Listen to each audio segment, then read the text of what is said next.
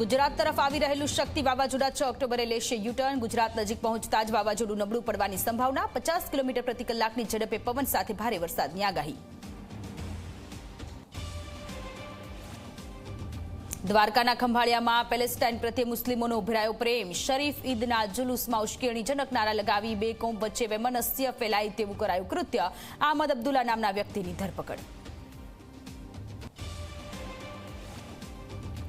જૂનાગઢના ગૌરક્ષક નાથની જગ્યામાં તોડફોડ। મોડી રાત્રે અજાણ્યા શખ્સોએ મંદિરમાં મૂર્તિને ખંડિત કરીને જંગલમાં ફેંકી દેવામાં આવતા સાધુ સંતો અને હિન્દુ સમુદાયમાં ઉગ્ર રોષ। પોલીસે હાથ ધરી તપાસ।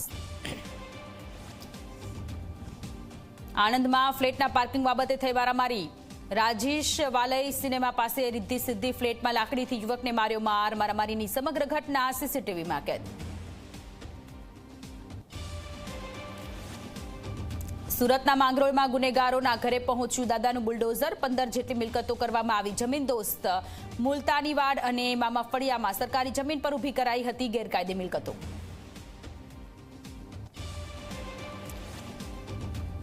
ગાંધીનગરના માણસામાં સરદાર પટેલ સેવાદળની યોજાઈ વિશાળ રેલી। ભાગેડુ લગ્નમાં માતા પિતાની મંજૂરી ફરજિયાતની માંગ સાથે યોજાયો કાર્યક્રમ। લગ્ન નોંધણીમાં કાયદામાં ફેરફાર કરવાની માંગ।